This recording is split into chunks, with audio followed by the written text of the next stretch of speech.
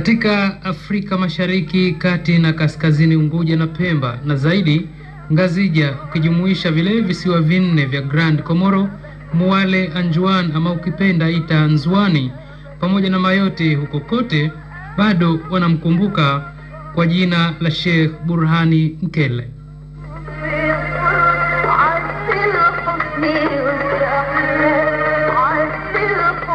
Jina lake hasa ni Sheikh Burhan al-Muhammad Mkele bin Adam al-Kumri, mzaliwa wa Unguja na wa asili ya wazazi wake kutoka Komoro, visiwa vya umbali wa maili 250 tokea ufukwe wa Zanzibar. Sheikh Burhani Mkele alizaliwa hapa mwaka 1884 miladia, sawa na mwaka 1301 hijiria. Zama hizo visiwa hivi vikimeremeta nuru ya wanavyuoni ambao waliibuka sambamba na majengo mengi ya heshima na ya kihistoria ambayo yamedumu na kujenga haiba na fahari ya Zanzibar ya sasa yenye historia ya pekee.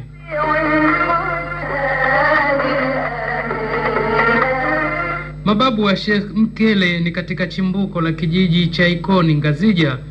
mojawapo ya vijiji vya Ngazija vyenye asili ya mashujaa wakubwa wa kivita wa zama hizo. Na usisahau mwanahistoria kwa kutokana na usuhuba mkubwa wa pande mbili hizo, mamlaka za Zanzibar zilituma huko msaada wa wapiganaji kwenda kuuzima moto uliokiwaka zama hizo baina ya mtawala wa huko Sayyid Ali bin Omar dhidi ya Musa wa Fumu. Hizi ni zama ambazo Zanzibar ama dola ya Zenji ilikuwa chini ya himaya ya kisultani ikiongozwa na Sayyid Baragash bin Said bin Sultan, mtawala ambaye kama kwamba alijaribu kuambolea kunawirisha bustani ya ulama na wanazuoni wa Kiislamu wa hapa na wa mwambao wote.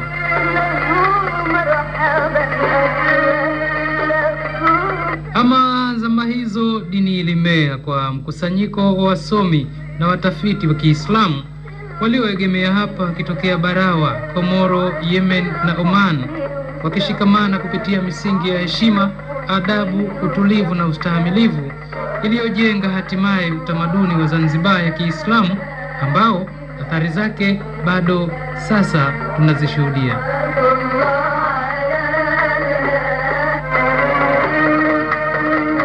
Kwa mantiki hiyo, Al-Habib Burhan Mkele akakulia katikati ya wasomi na wanachuoni wa Kiislamu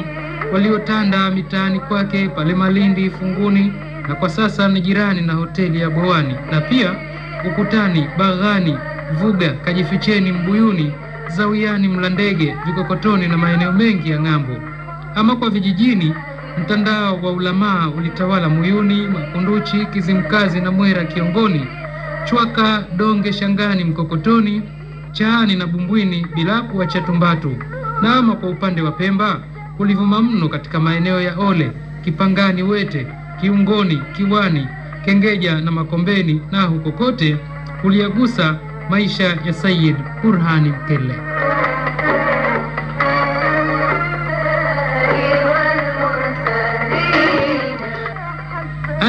Aendako msomi wa visiwa hivi, lakini katu hatasahau asili yake na ladha ya maisha yake utotoni katika madrasa ama vyuo vya Qur'ani. Na angekuwepo hai almarhum Al-Habib Burhani Mkele, angesimulia harakati zake nyingi na namna alivyokulia katika vyuo vya Qur'an, na waliotajika wakati huo ni chuo cha Bimwalimu Bibi Mweupe katika nasaba ya Maalim Ali bin Omar na Sheikh Muhiddin bin Omar, chuo cha Bimaulid, chuo cha Biwadede na Bihidaya na Bi Mwana Sharifa Kalathumi, bila kusahau Bint Antari, Maalim Salim, Maalim Jelid na Bimsakule, vyote hivyo katika mji wa Unguja.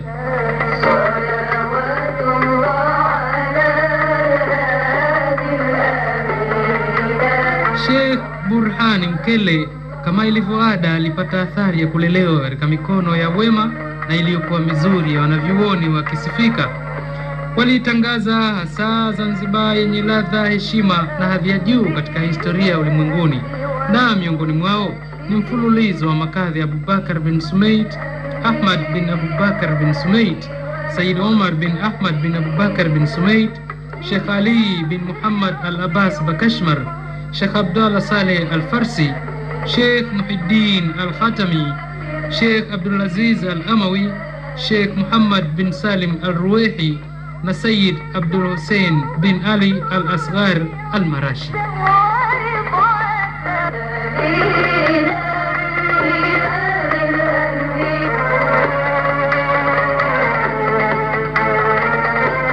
Katika mashekhe zake hasa Sayyid Burhan bin Mkele ni pamoja na Al-Qadh Sheikh Abdurrahim bin Mahmud bin Ahmed bin Muhammad bin Said Al-Washili,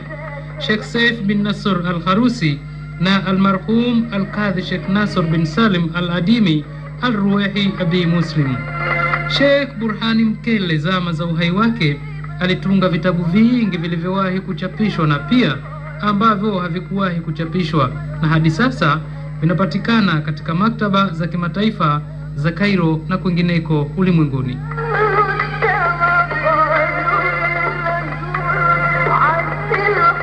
Ama miongoni mwa vitabu vyake pia ni Alfiyatul Wadhil, Nafhatul Warda, Murshidil Fitian, Al-Tamrin, Tarikh Zanzibar, Tarikh Hayati Thaqafia na Isabatul Watar. Na bila kusahau msikilizaji, hidaya nilionayo hivi sasa mkononi mwangu ni kitabu kinachopatikana katika maktaba ya Al-Azhar kule mjini Cairo, Misri, na kinachokosekana katika maktaba zote za hapa, kiitwacho Nafhatul Warda fi Manhajil Burda, alichotunga mwanachuoni huyu tunayemtaja hapa sasa, Abi Muhammad Burhan bin Muhammad Mkele Al-Kumri.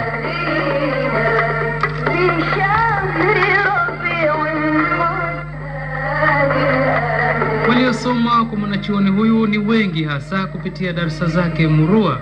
katika msikiti wa Jongeani Malindi, Unguja, zama hizo ukijulikana kwa jina la Msikiti Toba, ikienda sambamba na msikiti wa Mchangani ambao ukiitwa Msikiti Maghfira. Misikiti hiyo miwili iliyojengwa na Sayyida Sharifa binti Suleiman, binti wa yule liwali wa Zanzibar Sheikh Suleiman bin Hamid katika zama za Sayyid Barghash. Miongoni mwa wanafunzi hao ni Sheikh Juma bin Nasr aliyekidarsisha katika msikiti wa Biziredi na msikiti Makuti Kisiwandui, na wengineo ni Sheikh Abubakar bin Muhammad, Sheikh Saleh bin Yahya, Sheikh Saleh Rajab Suleiman bin Ali ama Muhibu Rasulillah, Sheikh Muhammad Khairi, Sheikh Abdullah Saleh Al-Farsi na watoto wake Sheikh Abdurrahman na Sheikh Ahmed bin Burhan bin Mkele Al-Kumri.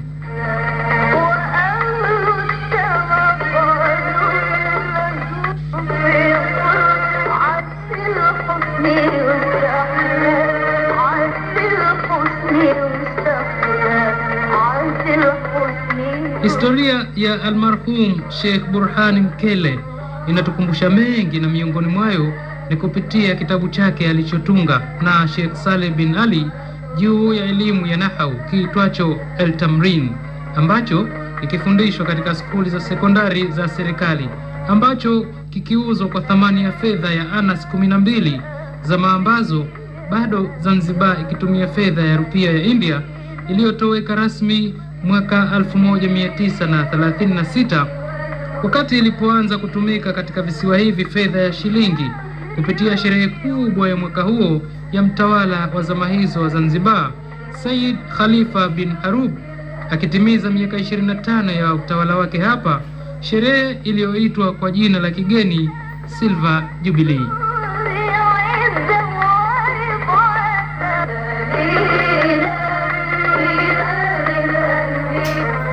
Roho ya Sheikh Burhani Mkele Al-Kumri kwa huzuni kubwa ilitengana na kiwiliwili chake, kama ilivyokuwa kwa yeye kuifariki dunia baada ya kuugua kwa muda mfupi Alhamis ya Rabiul Awal ama mfunguo 6 mwaka 1378 Hijiria. Hiyo ni sawa na mwaka 1949 miladia, na alizikwa baada ya swala ya Ijumaa siku ya pili yake katika kiunga kidogo cha Ngazija Raha Leo mjini Unguja.